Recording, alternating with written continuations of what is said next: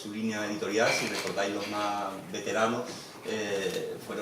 el comienzo de la colección Vandalia en diciembre de 2002 con el libro de Julia Uceda, que tanta, la recopilación de la obra, la poesía completa de Julia Uceda hasta entonces, que tantas alegrías nos ha dado en estos años, y no son 20, pero casi los que cumplen estos premios.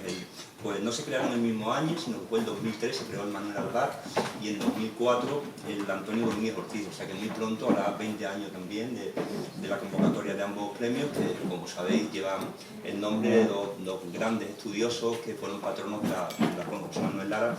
como fueron Antonio Domínguez Ortiz y Manuel Alvar. Ya ha dicho Gloria que agradecemos a los jurados, tanto a los presentes, Bernardo Bueno, Antonio Cáceres, Alberto González Sollano, como a los que no han podido venir, Jacobo Cortines, Natibel Preciado y Joaquín Pérez Azaustre, y me gustaría también tener como de costumbre un recuerdo a personas muy queridas que fueron también jurados de estos premios y que ya nos acompañan, como Ismael Yebra y Rafael Valencia. Son premios ya muy asentados en el panorama nacional, en estos casi 20 años, como digo. Creo que han dado a luz un buen número de obras valiosas y perdurables, de títulos de referencia, que podrán seguir siendo leídos dentro de mucho tiempo, que es un poco la intención de los premios, frente a las novedades estrictas, que sean obras de referencia, obras perdurables en los catálogos, a las que se puedan leer en cualquier momento más allá del año de publicación. Y desde luego es el caso de las dos obras que premiaba estos años.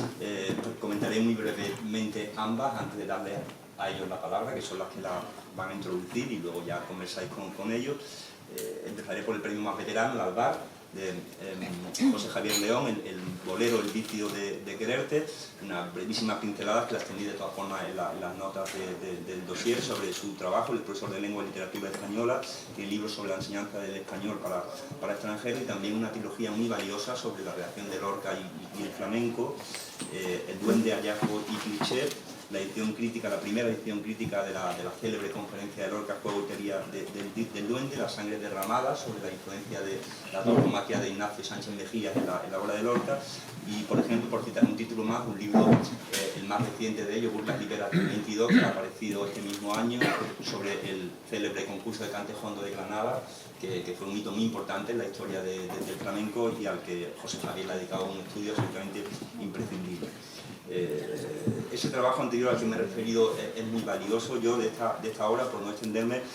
destacaría tres aspectos que son los mismos que comentamos en la reunión del jurado. Por una parte, la reivindicación de la cultura popular, que es algo muy importante, que todavía hoy, como sabéis igual que yo, pues sigue suscitando prejuicios en los ámbitos académicos. Que es un premio en buena medida ligado al mundo académico, nos parece importante introducir temas como son el bolero, que pertenecen a esa cultura popular, que efectivamente es cada vez más aceptada, pero frente a la que todavía hay, como digo, algunos prejuicios. La significación literaria de la tradición del bolero, y también y muy especialmente a lo que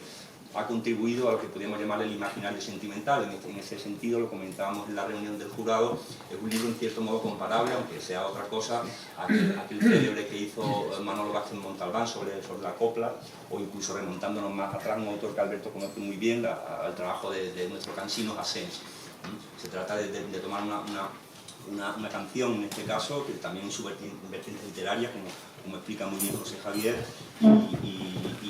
y analizar la huella que ha dejado. Eso por una parte. Por otra, que el componente transgresor de los boleros, que es algo que solemos escuchar, pero aquí está absolutamente desmenuzado, los subtextos, diríamos, no expresos que tienen las letras del bolero. Eso es algo que explica magistralmente José Javier. Él lo ejemplifica muy bien diciendo que vienen a ser una especie de religión inversa, y en ese sentido una poderosísima vía de escape frente a la moral estrecha o pequeño burguesa que imperó durante décadas tanto en este país como en las naciones hermanas de Latinoamérica. Y por último,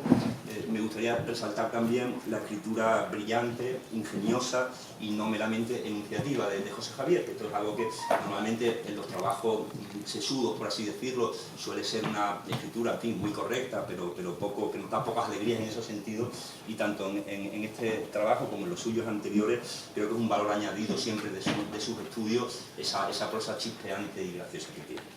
Enhorabuena, José Javier. Paso a presentar brevísimamente ahora a Paco Fuster, que es profesor de Historia Contemporánea de la Universidad de Valencia, ha estudiado sobre todo la cultura del siglo XX y el periodo que llamamos de la Edad de Plata.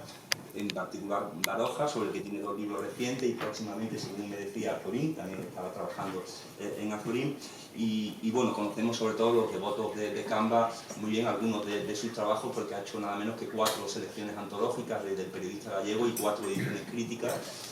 o 4 prólogos, mejor dicho, a reediciones de los títulos que Camba publicó como libros, que en realidad eran artículos todos también, salvo La Casa de Lúculo, y que hemos podido leer y disfrutar en los últimos años, editoriales como Renacimiento, Reino de Cordelia o Fórmula. Paco es uno de los grandes conocedores de la obra de Camba, y que además de un periodista, y aunque a él no le gustara decirlo, como me comentaba, fue también un grandísimo escritor. Él prefirió siempre la denominación de periodista, y en ese sentido reivindicó muy tempranamente el oficio, pero también fue un inmenso escritor, y esa es sin duda la razón por la que lo seguimos leyendo. La biografía de Paco es una biografía breve, excelentemente documentada, como siempre en su trabajo, de la que destacaría 2 cosas: el pulso narrativo y sobre todo la capacidad de síntesis. Ya sabemos que, contra lo que pueda parecer, es más difícil escribir libros breves que libros largos, ¿no? Me parece que la síntesis que hace Paco de la obra, de la trayectoria de la obra de Camba, es absolutamente ejemplar en ese sentido. También lo que aporta de la personalidad del autor, que como sabemos fue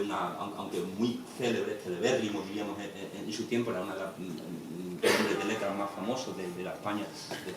durante décadas. Era una personalidad esquiva, huidiza, muy reticente en su propia obra a hablar de sí mismo, y tanto en los años de plena actividad, sobre los que se detiene el autor, como también a lo largo de su largo retiro. Y esa personalidad es analizada sin perder de vista también la obra, es decir, no es una biografía que se centre solamente en el itinerario vital de Camba, sino que también analiza, aunque escuetamente, el valor de sus distintos trabajos. Y por último, lo bien que resalta cómo Camba fue, al mismo tiempo que hoy muy difundidos también, Josep Pla y Manuel Chávez Nogales, que eran discípulos y admiradores de Camba, porque eran menores en edad. Pla y Chávez Nogales eran estrictamente coetáneos, Camba era mayor, y en cierto sentido es el gran maestro de esa generación posterior, que realmente merece el nombre de edad de oro, en el caso del periodismo, no ya de plata. Y bueno, cómo supieron convertir lo que es la impresión pasajera en estampas perdurables. Creo que esa condición de gran cronista sale muy clara de este libro, y es también otro de los valores. Enhorabuena.